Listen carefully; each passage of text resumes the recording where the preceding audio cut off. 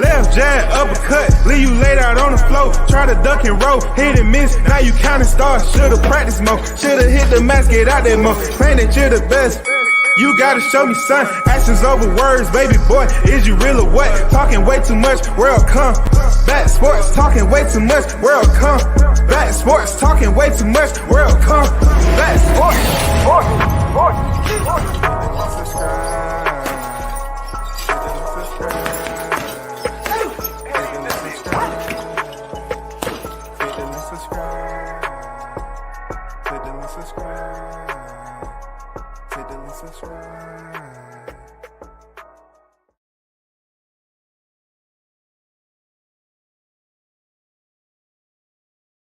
World Combat Sports, call sign Kilroy 23, back on deck, man. You already know, man. Shout out to the OG himself, man.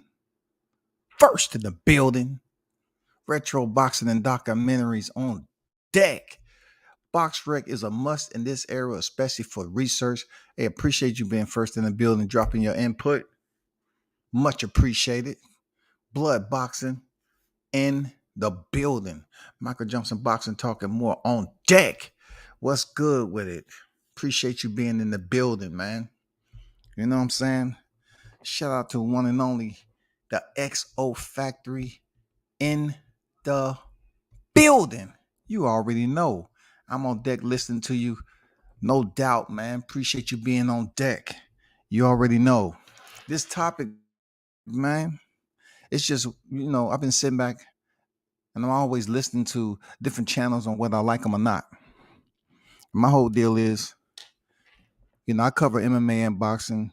I take time off and, they have a big BJJ tournament coming up. So I've been really taking a day off, checking out who's going to be in this BJJ tournament.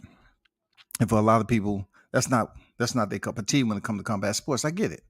But sterile identifiers when it comes to the sport of boxing is, the model of deception, the model of hope, the model of anxiety that builds up in us and saying, you know what, as I'm looking at the ranking system, these particular boxers should be fighting one another. As much boxing conversation and dialogue I hear on here, I should have these fighters fighting one another. How long do it have to take? How many years have to go by before we actually have a calendar that we expect everyone that we've been speaking on to fight each other, get in the ring? Did y'all not get exhausted in 2022, 2021? Did y'all not get exhausted? I'm going to leave 2020 out because, you know what I'm saying? The world as we know it was in a whole different space, dealing with the pandemic. A lot of civilians was in the street protesting and just doing all that crazy stuff. They was broke. COVID was everywhere. People didn't know where it was coming from. Boxing was struggling. We had what we call the bubble. You know what I'm saying? It was just crazy. But I have some names that I want to speak about when it comes to these boxing identifiers because it just seems like we don't get the best fighters in the ring. You know what I'm saying? So I'm saying to myself, let me try to understand why we have a Boxrec. Let me try to understand why we have a Boxrec, first of all. Because every time I hear some type of debate come up about a boxer, right? They'll look at the Boxrec, and the first thing you're going to hear out their mouth is criticism. Now, this is across the board. It's really no fighter that's out here, even if they have an O on Boxrec, that automatically is plauded. You know what I'm saying? People clapping it up. They giving him or her their flowers. Never. You look at someone's Boxrec and the numbers may be where you want them to be. Okay, the numbers may be satisfying, but then you look down at the competition. Who have he or she fought? It's always a negative reply. Oh man, so-and-so, that ain't nothing. That ain't nothing. So, I mean, you ever figure that out? If you look at the debate, we have to find some way to look at an opponent that person is fault that we're trying to advocate for, and we have to find out what makes them good. We need to bring their Wall Street up to make the fighter that we advocating for, you know what I'm saying, value that much higher. But it usually don't work out that way, because in boxing, it's hard for you to have opponents that's undefeated, that's respected. The defeated gets disrespected, and the undefeated gets disrespected. You know why? Because for the undefeated, they're going to look at who have you fought and who do they want you to fight. Very, very important. Very, extremely important. Like when it comes to the Boxrec, the undefeated is not safe from criticism. They're not safe, bro. So you have someone like Vergil Ortiz sitting at 19-0 and 19 knockouts, but yet he haven't had the opportunity to step in the ring for a title shot. So people are going to say, yeah, he's 19-0, 19 knockouts, but it's not the same as Artur Beterbiev sitting at 18-0, 18 way of knockout. It's not the same, because Beterbiev, he's fought for super titles. He's a unified light heavyweight champion. Vergil Ortiz, not so much. He ain't fought nobody the caliber of Beterbiev. It's always going to be some type of comparison. They don't have to be in the same division, but they're always going to be subject to scrutiny. Believe it. Believe that shit. Kingdom Deck, salute to you, brother. In the building. Bold and understanding, salute to you, bro. Y'all hit the like button in here. If you haven't subbed to the channel, do so. You know what I'm saying? I would appreciate it if you feel the need. Bruce Gaz, Boxing Jazz, and more. Salute to you, Bruce. Great live. Great live today. Sir Foul Player, what's good? What's good? Salute. That's right, Sir Foul Player. You already know. Kilroy was here. See, if it's one person to get it, I'm doing what I'm supposed to do. You know what I'm saying? But people think it means something else. Nah, it means Kilroy was here, bro. So let's get down to what I have in the chat, and let's try to speak on this a little bit. You know what I'm saying?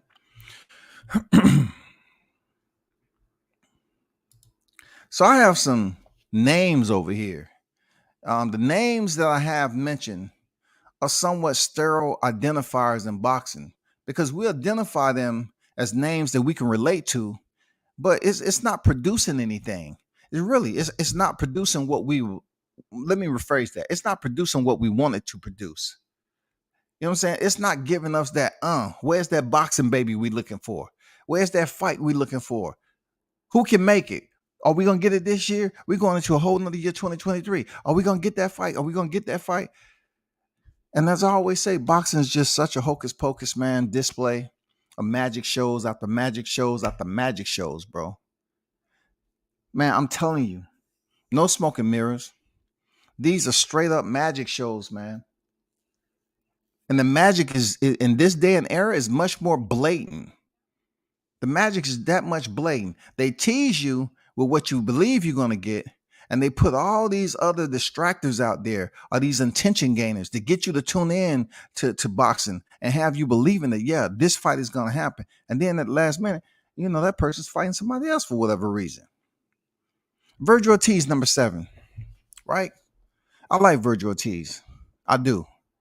I'm not here to talk about his ranking. I'm just looking at his experience. And as you see, Vergil Ortiz, his name has been juxtaposed next to that of Terrence Crawford. A lot of rumor mill circulates around boxing news. A lot of fake news circulate around boxing news. But when it comes to the identifiers of fighters that's out here that we want to see fight, most of the time they're placed out here in the media, and it just don't make any sense.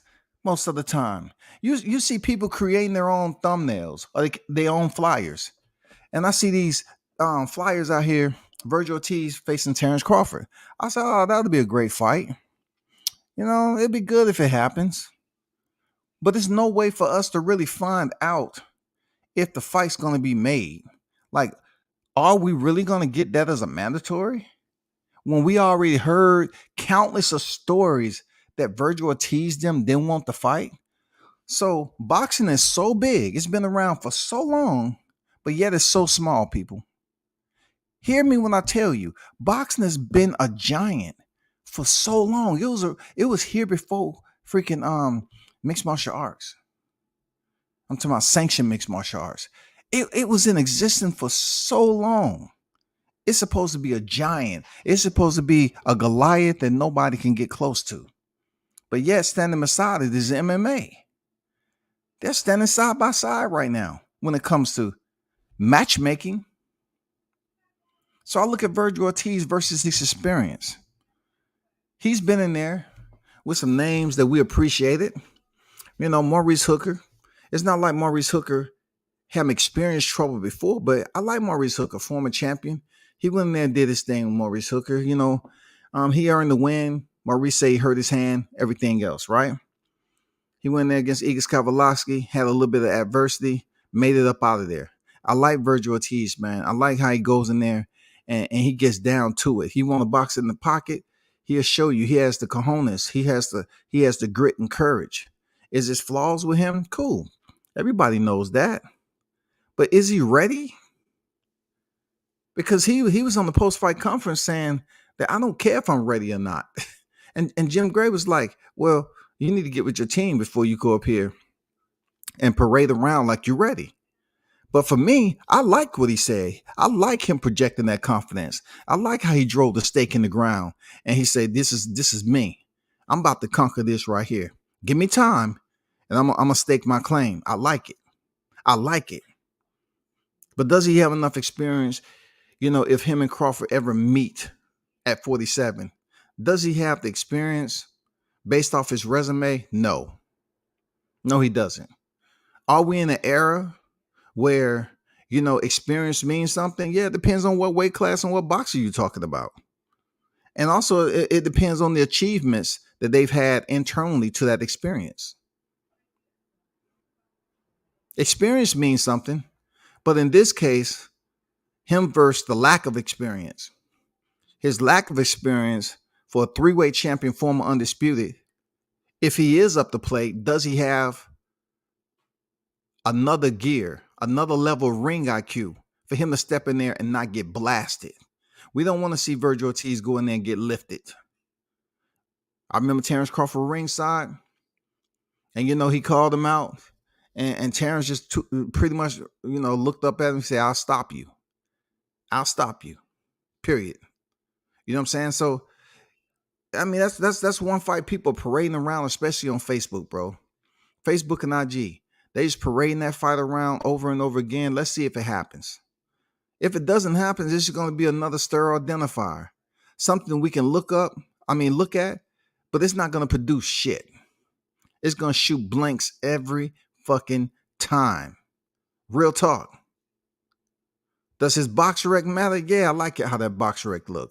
19 victories, 19 knockouts. I'm not going to knock the man. I'm not going to knock it. I like when it's even. Even at one time, Edgar Berlanga was even across the board. Come on, man. Before he stepped in there with Damon Nichols. Damon Nichols was the first fighter to take that man to the distance. We knew he had to level up his competition, but it's the format of boxing, though. That's when it comes to the Boxrec, people. That's why I say, why have a Boxrec if no one respected? When Edgar Berlanga was undefeated and people looked at his Boxrec, they like, there ain't too much going on with that. You know what I'm saying? They just frown up on it. So how's a boxer, how are they ever going to be able to appease the fight fans to support them when they Boxrec don't mean shit?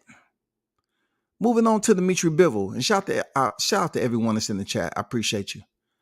I'm taking a peek over there every now and then. Let me make sure I'm good. Okay.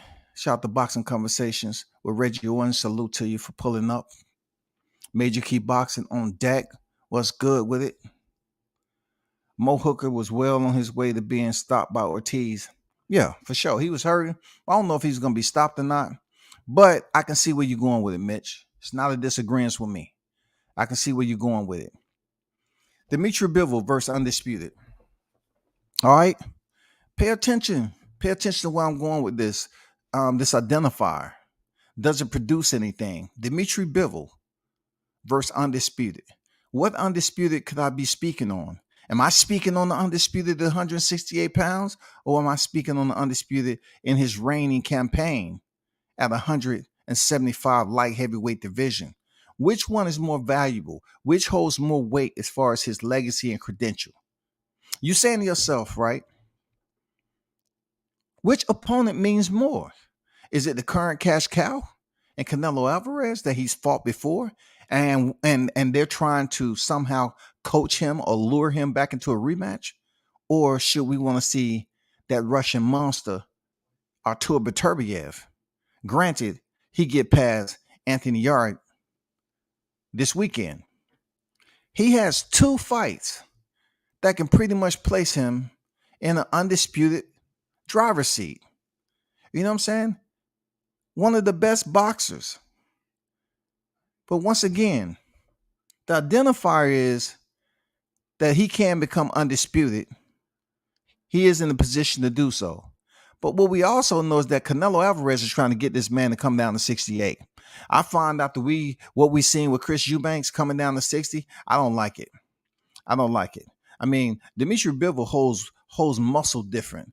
Like, the dude is strangely strong, deceptively strong. He is.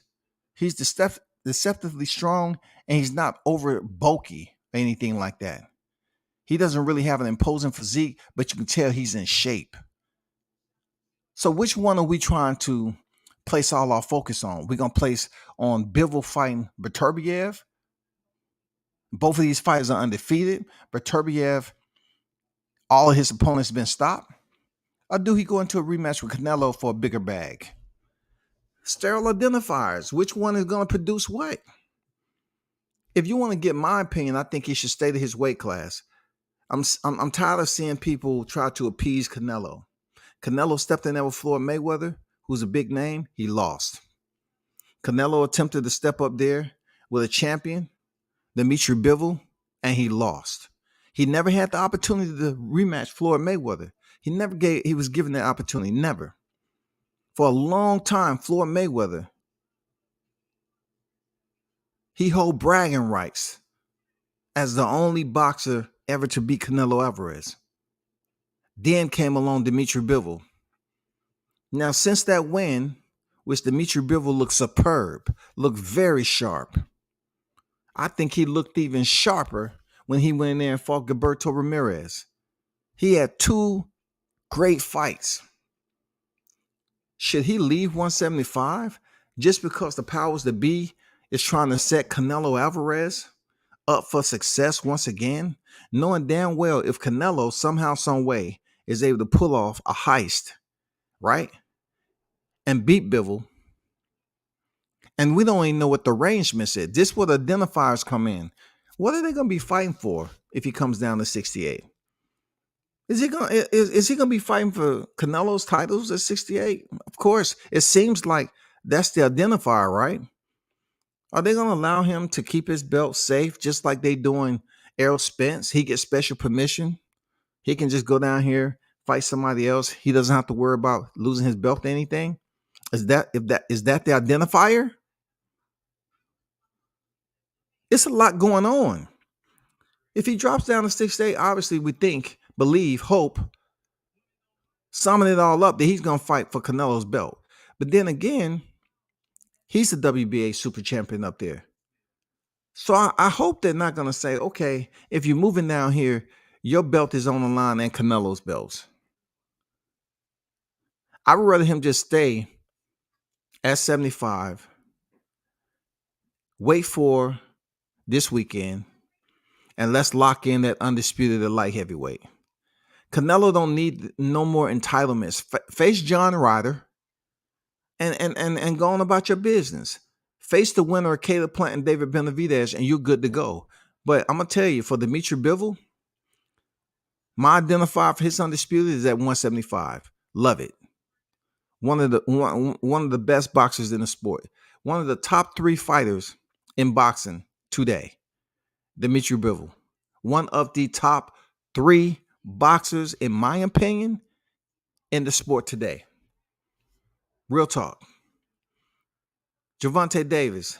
You already know what his identifier is. Gervonta Davis versus respect, y'all.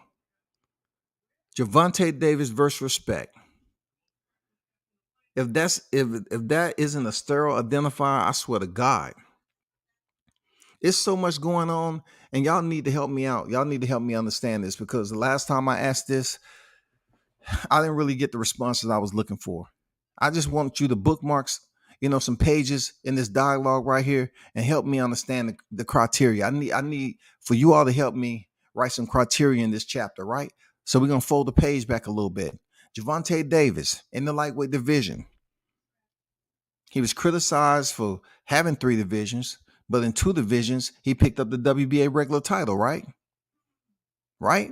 So therefore, when it comes down to someone like Teofimo Lopez unifying the division, he gets it done. He loses titles to Kambosos, which Kambosos was really considered nobody. He was coming off 2 split decision wins, and people was like, no, nobody's feeling this dude.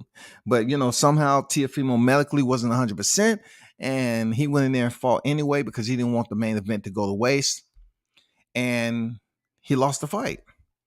Then Devin Haney gets the shot after Lomachenko goes in country and have to attend to a brutal war, a horrific war that's going on right now. Man, they killing each other on sight, bro. They killing each other's sight. They just dropping grenades down and them in fighting holes. They walking up on them and not even going by any type of, like, we have the Geneva protocol in the U.S. Oh, man, they don't have shit over there. Anyway, we get down to Teofimo Lopez beating Lomachenko, then finding somehow, some way to defend his belts for the first time. Instead of him fighting Devin Haney, he chose to fight Kambosos. Kambosos, like I told everybody, he was looking for Lomachenko. Couldn't get the Lomachenko, so he had to settle for the Dream. The Dream locks himself in one of the toughest excursions that they would have to go on in boxing. They went over to Australia and completed the Aussie double. Salute to them. Did what the hell they supposed to do, bro. Now we're trying to see what's going on with Lomachenko. Now, this is another sterile identifier when it comes down to Gervonta Davis. Gervonta Davis is a 3-weight world champion. It's not because Gervonta Davis created the belt system. It's because Gervonta Davis achieved what they allowed him to have access in boxing. The belt systems have been talked about with the good and the bad about saturating the sport. So Gervonta Davis want to be a 2-time WBA regular champion, so be it. But how do we identify the respect? This man is on pay-per-view, and we know we're in an era where people are streaming and having fire sticks and all that, right? But also, there's another identifier as to who's the best in the lightweight division. Is it Devin Haney or is it Gervonta Davis? People are balancing these thoughts. People are truly balancing these thoughts, man. They are juggling. They're trying to brainstorm. Devin has all these belts right here. Gervonta has all these divisions. Oh, man, who? And this. But look, Gervonta just don't have a title at the lightweight division. He has former titles at 130 and former title 140, all right? Both of these fighters, Devin Haney, he did something no other boxer was able to do. He collected all the straps, including the friendship belt. All right? No one else has been able to do that and probably never will again, because there's been 4 franchise champions in one division. You know what I'm saying? It was Lomachenko, Teofimo Lopez, Kambosos, and Devin Haney. 4. So what is the identifier I'm talking about? It is the back and forth about Devin Haney selling pay-per-view numbers and what were the numbers. At the end of the day, it don't matter. Because when Ryan Garcia, when they step in the ring for their next fight, what is that fight going to be? Pay per view. pay per view, period. Now, the sterile identifier for me is really get respect for fighting Ryan Garcia, because Ryan Garcia is a lot of fighters that we criticize.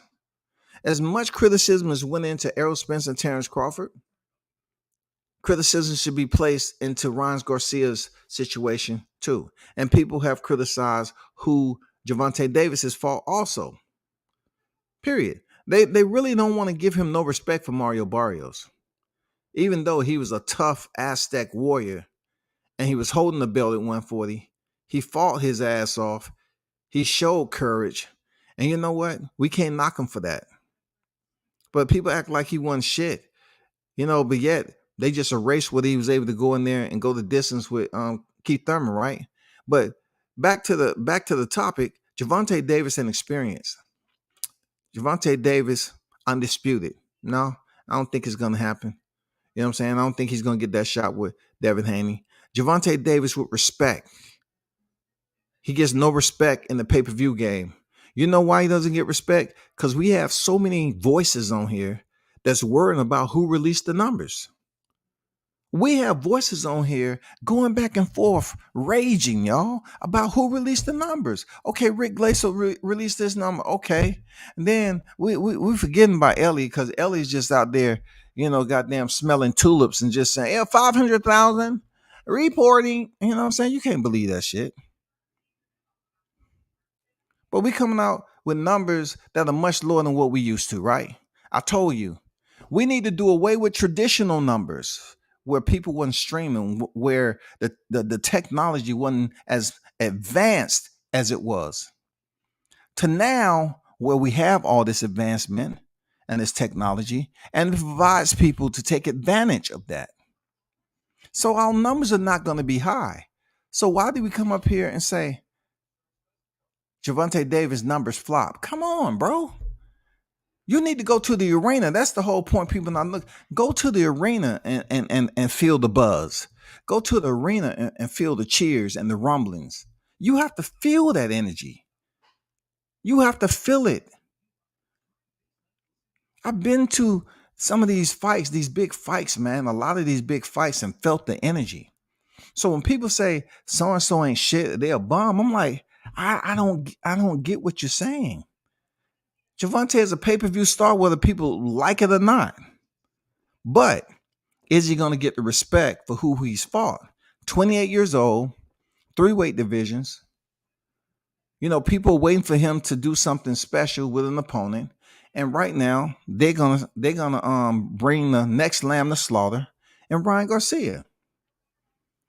Last 2 opponents, Emmanuel Targo and the infamous tough and rough. I'm talking about the tyrant himself, come in shape all the time, Javier Grand Cantona. That's your last 2 opponents, but you get to go to Vegas. I wonder something. I wonder, do I need to, send a DM to Bill and say, Bill, I know you got all the belts, but,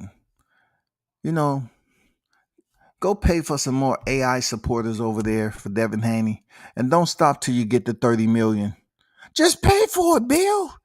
Get this dude up to 30 million, goddammit.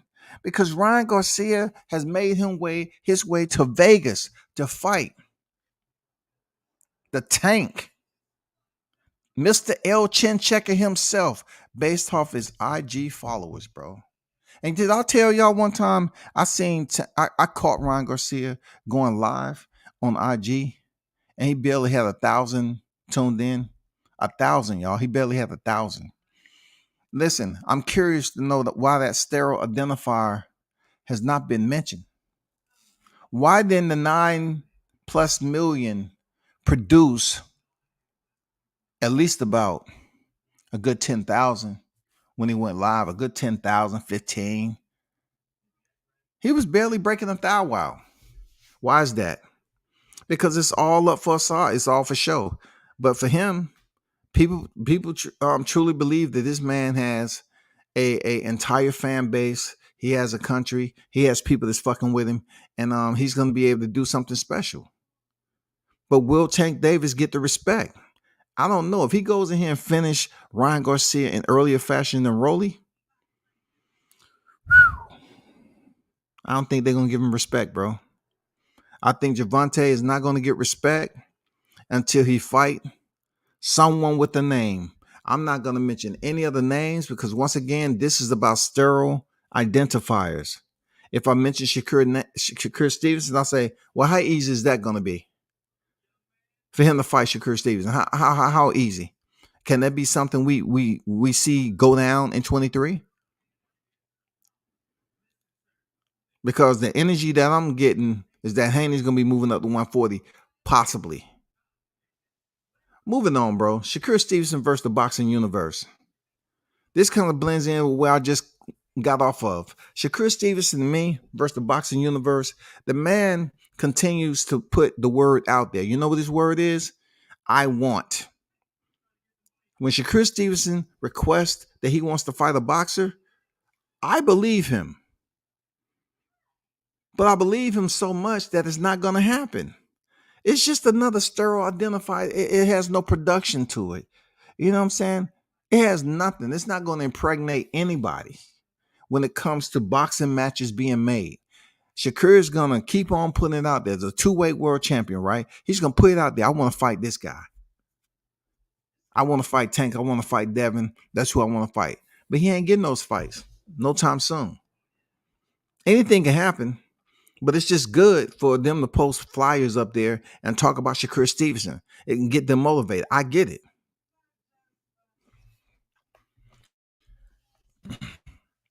Suleiman recently said there are no current franchise champions.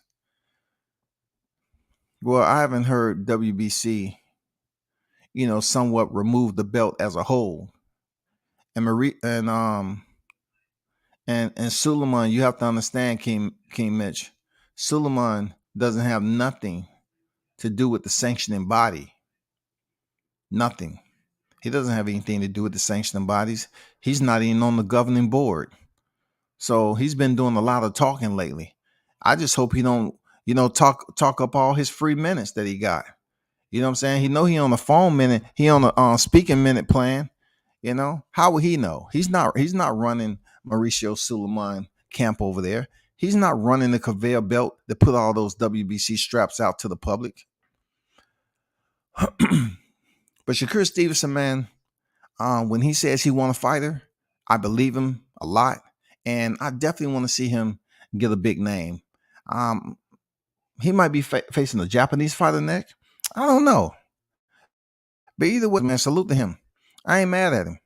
Because Shakur is always putting it out there like he has goals to set. He's trying to continue to climb each rung of the ladder. Sometimes he can climb 2 or 3 rungs, and then sometimes he can climb 1.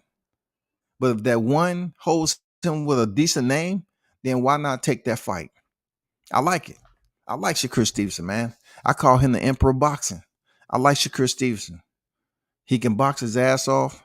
People don't think he have a crazy amount of power. But it's a little weird, though. You know what I'm saying? People don't think he has a crazy amount of power, but they look at him as a fighter that has enough power.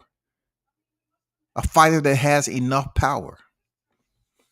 Oscar Cilias said Tank versus Prince's cap does 2 to 3 million homes. That's fake ass plate. Must be poisoning his bloodstream. Well, let me just caveat to what you said, and thanks for your comment.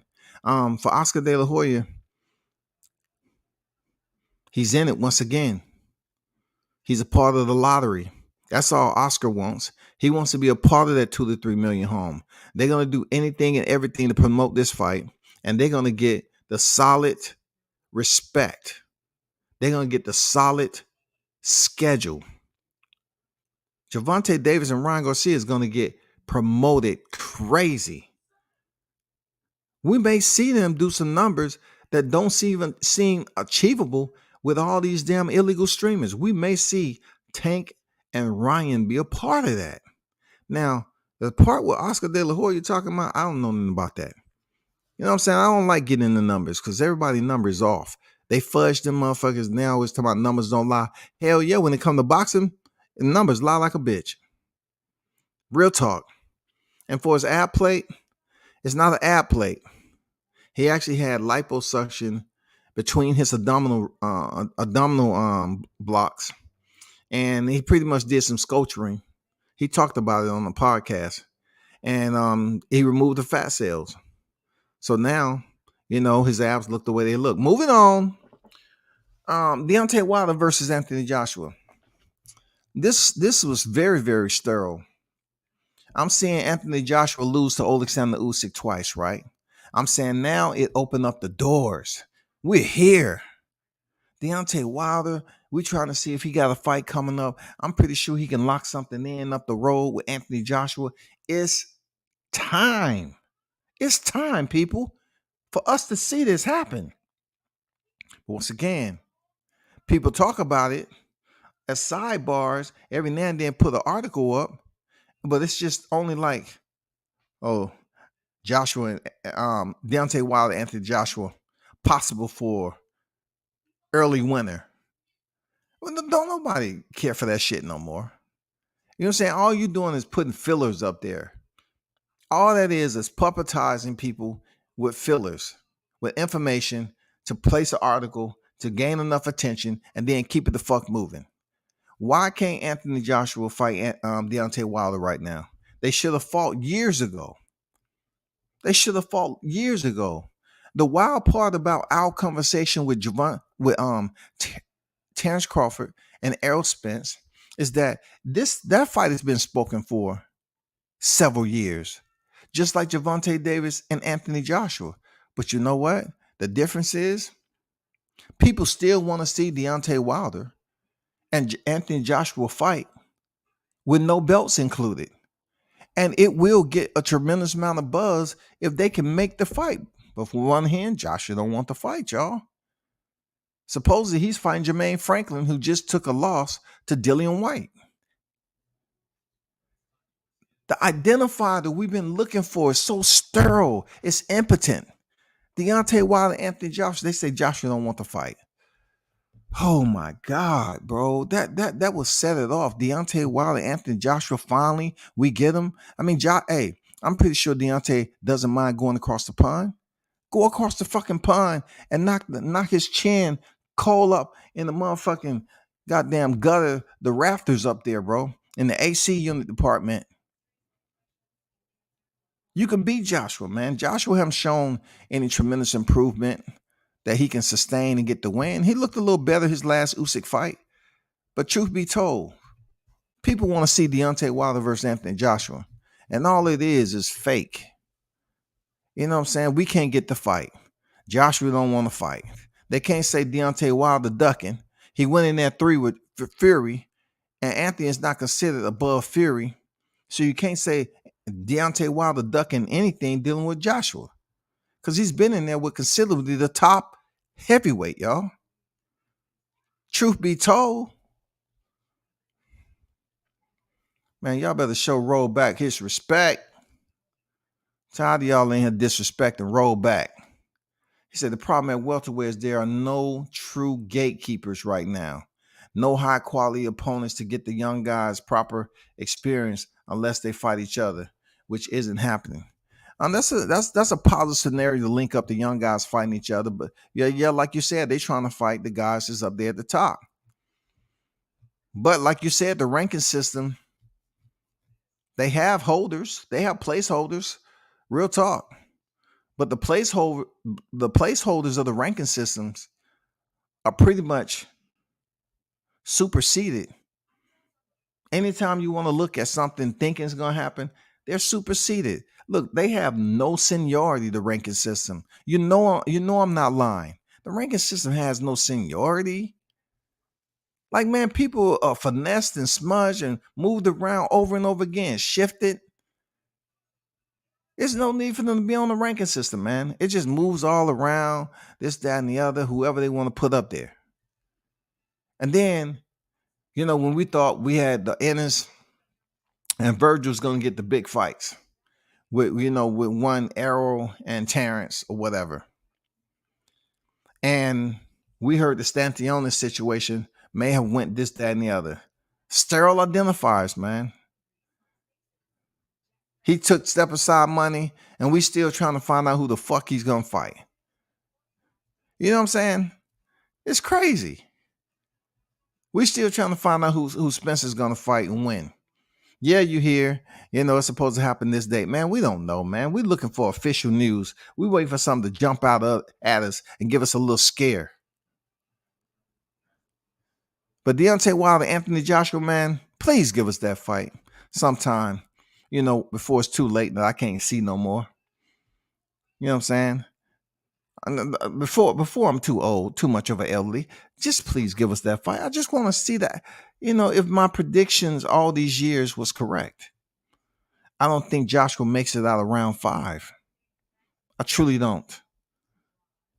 I don't think he's going to get up the same way Fury did. I don't believe so. Deontay Wilder, his punching power is just too much.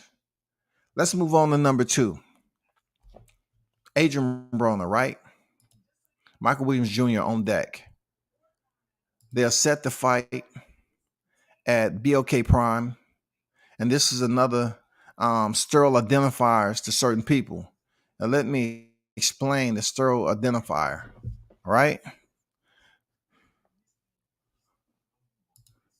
The identifiers that makes this situation extremely sterile is strictly based off what we experienced with Ivan Redkach and Henry Lundy. That's what we're looking at. That's been an issue. Henry Lundy, man, I'm not gonna lie, Henry, if you're listening, I was pulling for you, big dog. I wanted you to get that money because I know I've ran into some boxers who need that bag. And plus you would have got that TV time and you was about to go in there with somebody you have, great kinship with, and them. Y'all have been on the same stomping grounds, all that. Unfortunately, boxing is a business. And contractually and everything else that happened with you trying to get out of the fight with Red Boxing International and come over to BOK Prime, it just didn't happen that way. The commission over there, the CSAC, they made damn sure they got on the phone and try to figure this out. And once they found out, that you was on the card and they was trying to make some calls and say who approved this, that, and the other, they shut it down, red flagged them. So in between time, I'm not sure who made the first initial call. I think it might have been Christy Martin, to be honest. Christy Martin does a bit of business with Team Williams, and she might have gave him a call to see if they wanted to be on the card. Was he in fight shape? Could he, make the weight that they was trying to get at for February 25th, wherever that weight is going to be? I don't know. It might be 155. I don't know what. I don't know what it's going to be. I don't know what it's going to be. But right now, people, let me show you this. This is a portion, because last time the Terrence Crawford fight, it was almost to the last minute where we was trying to see what the undercard was going to be. So looking at the UC for this one, we have the Tevin Farmer, Mickey Bay situation. Y'all remember the time when they was in Australia? And it was two promoters. It was a promoter and a co-promoter. Co-promoter didn't have the money in the building. And then you had the situation, Devin Haney was back there talking to Damon. And, they was trying to basically get him to take some money, which would have violated his contract and any medical condition that he may have suffered while he was in the fight with Truck Simpson. It was just a whole debacle. And if people look at that fight, they should learn some boxing business and what not to do. You don't ever sit up here and try to make a backdoor deal. And thanks to Ty, his family, his mother and father saying, I want to see paperwork. They've been in the game long enough. They wanted to see paperwork. But anyway, the fight was called off. And Tevin Farmer and Mickey Bay was supposed to headline that card. So now they're on this card, and I'm pretty sure they're getting paid pretty decent. All right. But the big talk of the town is Adrien Broner and Michael Williams Jr. For those of you that's been looking at the thumbnails, this is what we look at when it comes to the internet. How certain pieces of information become extremely sterile with peaking us up, that's getting us, warmed up. Like it's no foreplay. It's nothing to get us to a point where we're like, dang, I'm feeling good. My temptation barometer is through the roof. I'm feeling good about this shit. No, it's nothing. It's not giving you nothing. It's not giving anyone the sense of thought to say, man, this is what I want to see. This is what I love. You know what I'm saying? The internet is undefeated.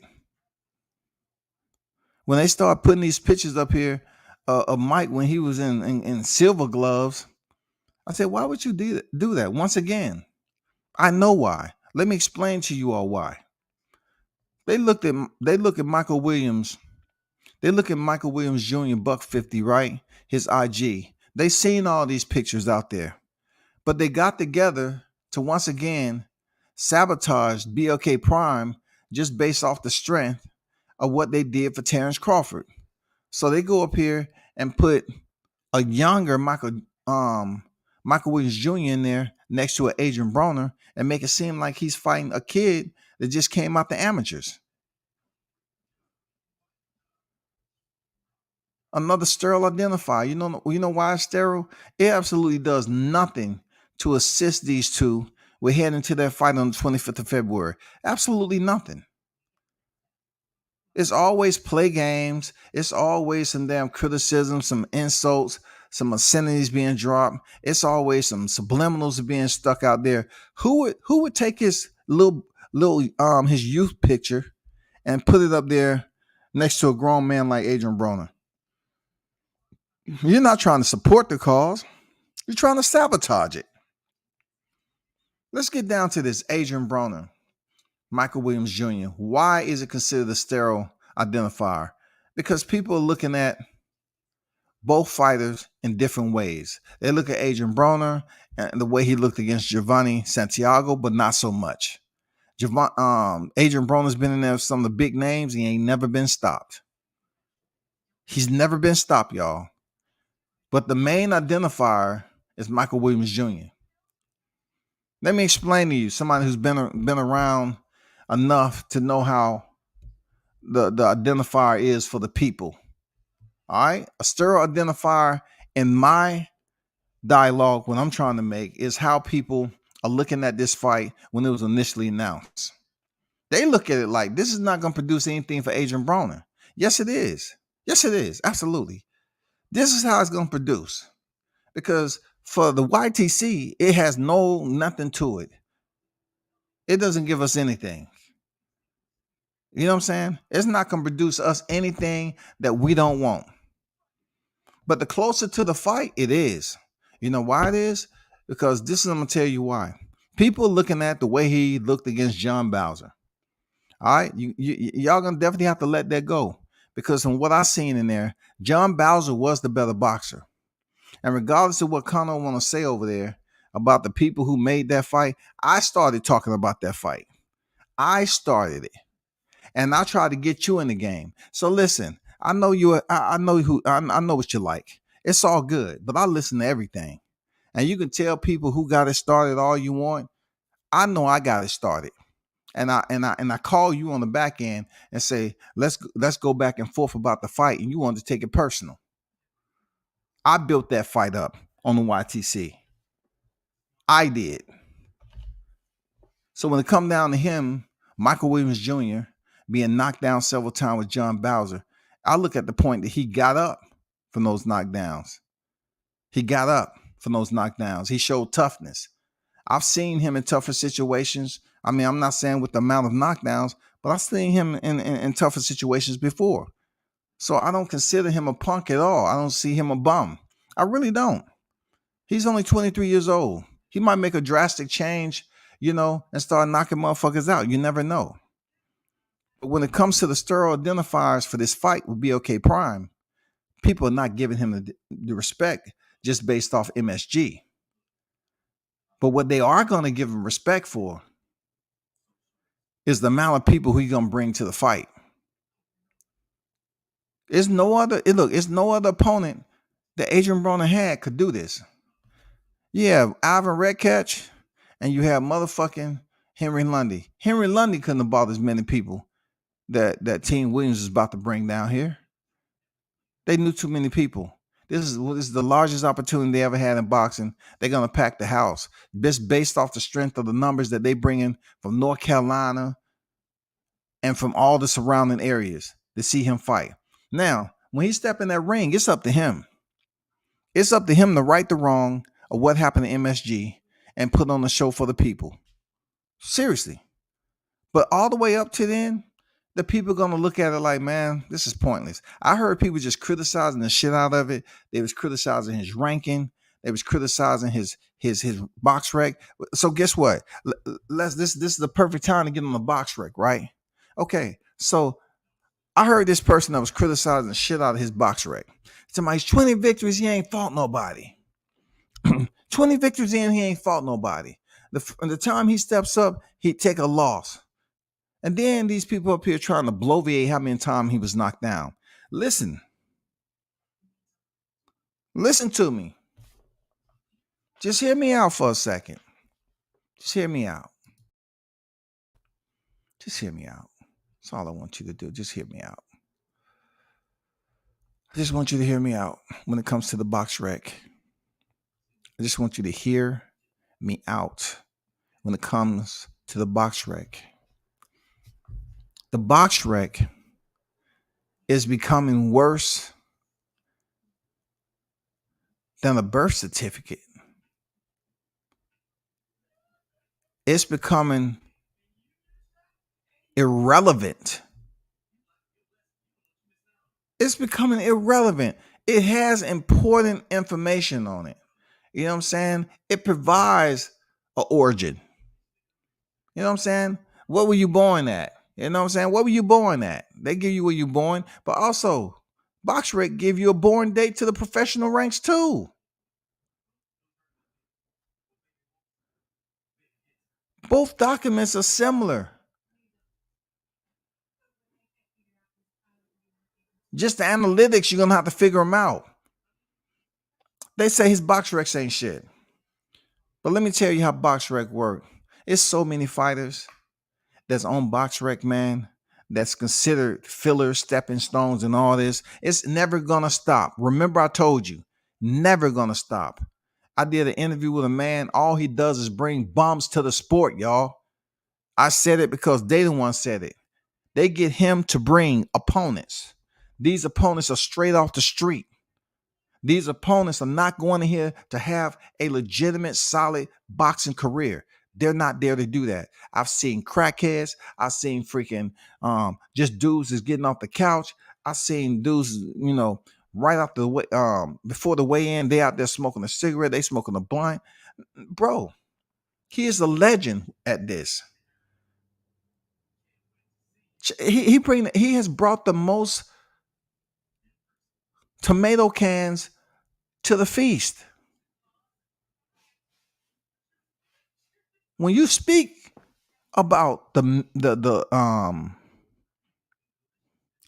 how you put it, the minimal prerequisites to pick up a boxing license, and for somebody who step in the ring on a debut and never laced a glove in their life, that is not the question they asking you.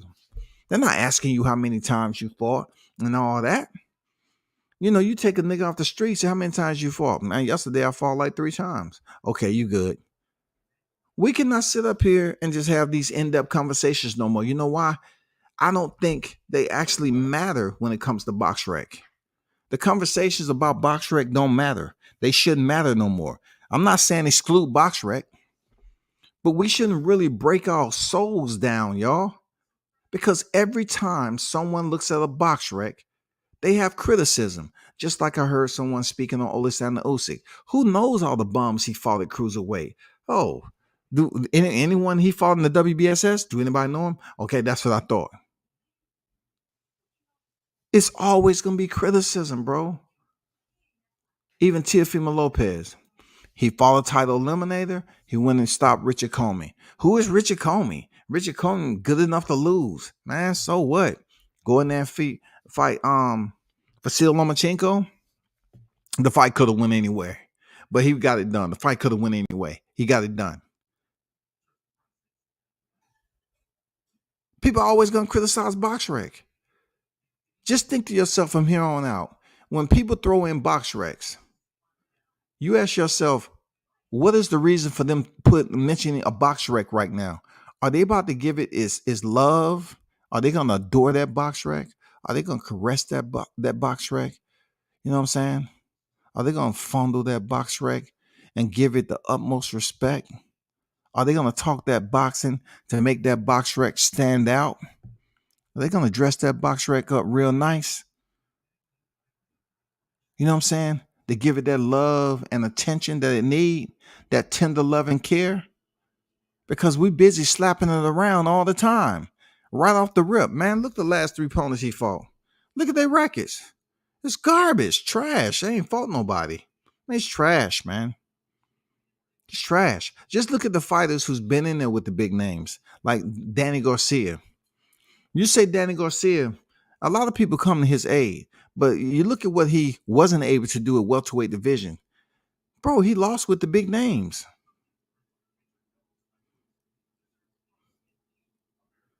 If you look at Errol Spence's resume, it's criticism to be had because Kell Brook was damaged.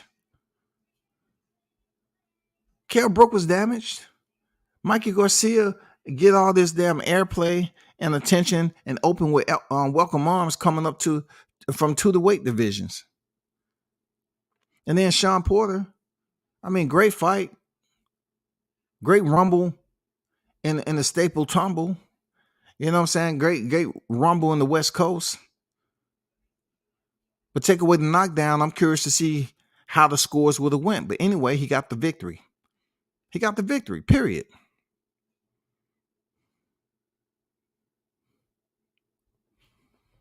But Sean Porter already had losses, though. Just to let y'all know, he already had losses. Just like Kell Brook had losses. You know what I'm saying? Just like Danny Garcia had losses. Just like Udina Sugas had losses. So his resume is going to be up for scrutiny. Now, when it comes to Crawford's, they're going to compare Crawford's to Errol Spence, and also they're going to look at the undefeated fighters, just like they always say. Oh, man, who gives a fuck about the undefeated fighters? They was undefeated. Oh, well. Okay, so I want y'all to use that sticking point. I want you to bookmark that shit because when they look at undefeated fighters, they always want to know who the undefeated fighter has fought. If they can determine if that's any credibility, you know what I'm saying? Do you give them a high boxing FICO? So you can say, okay, I'll give you credit for that. But how? What's the criteria for us to give these boxers their FICO scores that pretty much appeases the individuals that's debating? Because it's always going to blend into a Boxrec. But no one respects the list of fighters that's on there. No one respects it. No one fucking respect it. Even with Canelo. Canelo gets criticism. He's a current reigning defendant, undisputed super middleweight world champion. He gets criticism on his resume. I mean, that shit don't stop, bro. This shit don't stop. This shit don't motherfucking stop, y'all. I ain't gonna lie to you. This shit don't stop. This shit don't stop.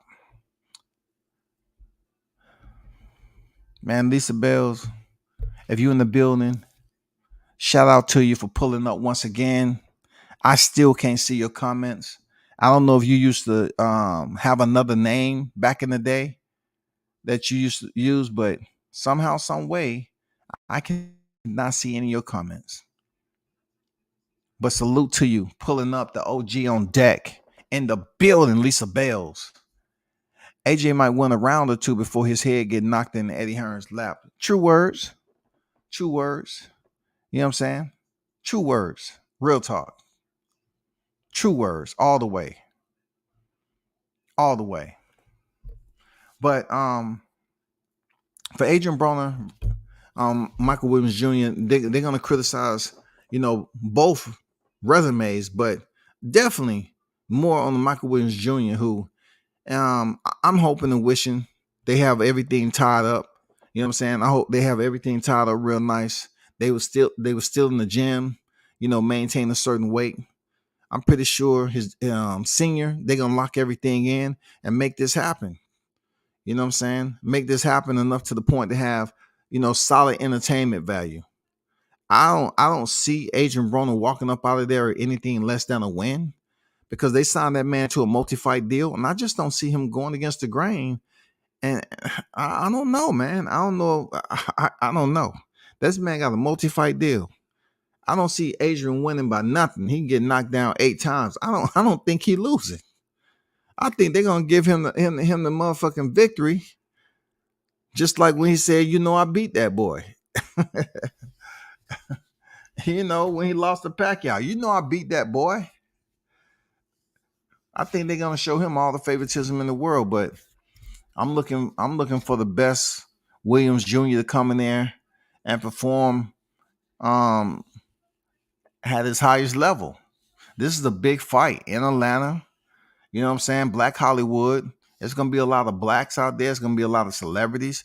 People going to come and talk to him. My boy Hot Rod. Shout out to you, Hot Rod. He's on there. Hot Rod is one of those dudes. I don't know how far he's going to go with his boxing career. But when it comes to the city of the A, man, this dude is huge. That's why he can get on cars. I'm talking about the media that he puts on for himself. Dude is a head figure, like he's well known, bro. This man be getting media on local news station, local radio stations down here. He be getting that shit, local radio stations, so the shit can happen. Like, it depends on who you are.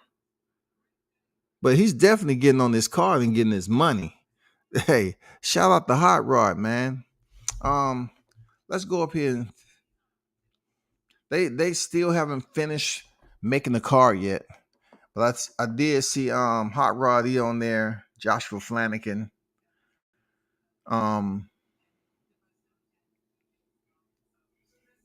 Lawrence Newton, Anthony Peterson. If you didn't know, Anthony's supposed to fight on the undercard of that DC card, right? But his brother Lamont stayed on the card. Anthony was removed due to some red tape, some business, that was going on behind the scenes that he was pulled from the card. And his brother Lamont did fight on the card and ended up being stopped. But I surely would have told people, and I did. I put that out there. I said, he hasn't fought since 2019. Not only that, when he was down here in Atlanta, I asked him, would he ever get in the ring anytime in the near future? And he was adamant. He said, no. I don't know what enticed him. Was it his brother Anthony that was getting in the ring? He said, okay, let me get back in that motherfucker. I wish you would please stay out the ring, brother. I don't want you in a wheelchair. I don't want to see you like that, bro. Just stay out the ring. I know y'all get in training and you feel that you can go ahead and get it. But, man, relax. Shout out to Andrew Charles on that. Man, stay out the ring. Don't do it, bro. Don't do it. Please, stay out the ring. Stay out the ring. And then, Tevin Farmer, Mickey Bay. And we're going to see what happened with the main event, Adrien Broner, Michael Williams Jr. You know what I'm saying? Shout out to Team Williams. Congrats to you all. And Mike, go get that victory, man. And enjoy the fruits of your labor. Next, we have one of the primary hitters. It's Crawford versus Spence. If you want to talk about a sterile identifier, I mean, all of us as fans should have blue balls. Real talk. We should have excruciating blue balls if anyone got a hard on about this fight. It didn't come nowhere close to being made. Even in negotiations, that don't mean anything. That was just saying you showed up to the establishment. That's it. That don't mean anything was there. You know what I'm saying? You didn't even get to the point of having temptation. Say, oh man, I think something's gonna come out of this. I think for sure the fight's gonna be announced after this. I think. All this shit's been going on for several years, bro. Crawford Spence was the huge, the biggest, the largest sterile identifier out there. It left us such in a bad place. It continued to just ravish the YTC community because people want to continue to talk about recycled toilet paper narratives. We tired of hearing about it. We tired of hearing about Bud and freaking Spence. Who ducked who? Who did this? What they didn't say? Who said this? Man, come on already, bro. You know what I'm saying? I'm tired of seeing cemetery tombstone heads get put, and on my thumbnail, people just continue to get bodied.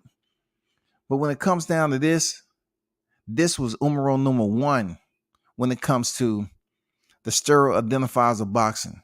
And what this all says for the sport is that it's more information that's placed out there in boxing that really we don't know if it's going to happen. It's just constant dance partners. You know what I'm saying? They'll put you on a freaking mainstream media as a dance partner, and they say, oh, it looks like so-and-so is doing this. Oh, they're in talks. It don't mean shit. It don't mean a motherfucking thing, bro. We can hope, pray, and everything else. It doesn't mean anything. So that shit has fell out. That shit has fell out so bad. We have no idea if there will be a revisit. And every time you hear people talk about revisit, they want to talk about what's dislike and what's like. Oh, he did that before. Oh, well, we have to talk about this. It has to be a totally different dynamic for him to go and revisit. This sounds like they're the first freaking negotiation they ever did, bro. This shit is sterile all the way around. We need to just let it go. Because I still hear people talking about as if they debating this and that. Man, we've heard everything we need to hear about Bud and freaking Terrence. Bud and Spence. We heard everything we need to hear. So overall, I just look at when it comes to some of these fights and the numbers that we see that these fighters has worked their ass off to get, the win and the loss column, along with the knockout, I just look at like the first words I hear when people look at Boxrec is criticism. Their facial expressions change. They frown up. They look for shit to nitpick about. If we didn't have Boxrec, I'm pretty sure we can come up with another formula. You know what I'm saying? Another formula. Just like a credit FICO score. That's all. Just like a credit FICO score. We just give them a number. Fuck all the other shit. Fuck all the other wins and losses and stuff. The wins and losses will be tallied by a certain database, and then that fighter will be given a boxing FICO. That's where it need to be. So people can stop looking at opponents and all this other shit that make fights. If we live off FICO scores in real life to get credit, why can't boxers live off FICO scores based off a formula system that somebody can create? Somebody can come up with a metric, and we just grade them off that. They do all the damn calculations from behind the scene and then come up with a boxing FICO.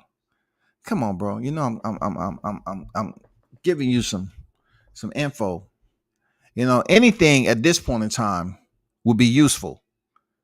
People say just because WCS said it, oh, that don't make any sense. No, it makes sense to me. Because I've been looking at boxing for a long time, and it just seems like it should be in better place than what it is.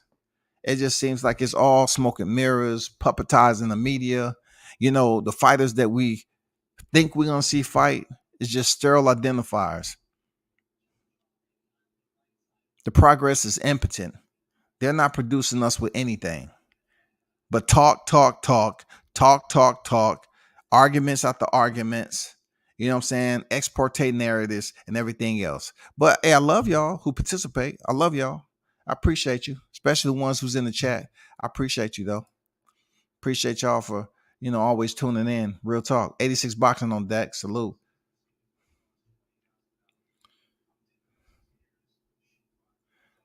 Not doubt he received the orders, but you have to understand, if he's getting a fight to go in there against Adrien Broner, it's damn near like he has to truly outbox the shit out of him or somehow knock him out to win that fight. For real, because we know damn well they're pushing for Adrien Broner to get these multi-fight deals, and they want him to win in these multi-fight deals. That's all that is. They want him to show out and make that money. When Adrien Broner name come up next time, they want to say, okay, they want to see AB. This fight is important for both fighters, bro. If Michael Williams Jr. defeat Adrien Broner, he's on a whole nother level now. He's on a whole nother level to his history and everything.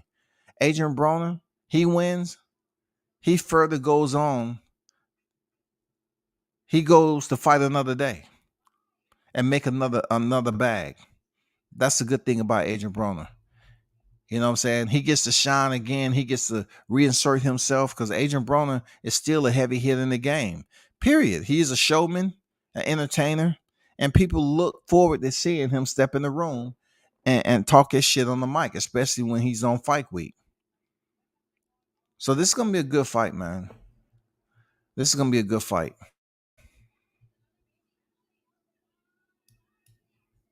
It's going to be a good fight. But, man, I salute to everyone who pulled up. Seriously. You know what I'm saying? Call sign Kilroy. Man, it's been another one, episode number 23. We should do this again. It's pretty much the weekend coming up in about 6 minutes, y'all. You know what I'm saying? Friday is just about the weekend anyway. So I want to wish everybody in the chat a weekend and ask you a big favor.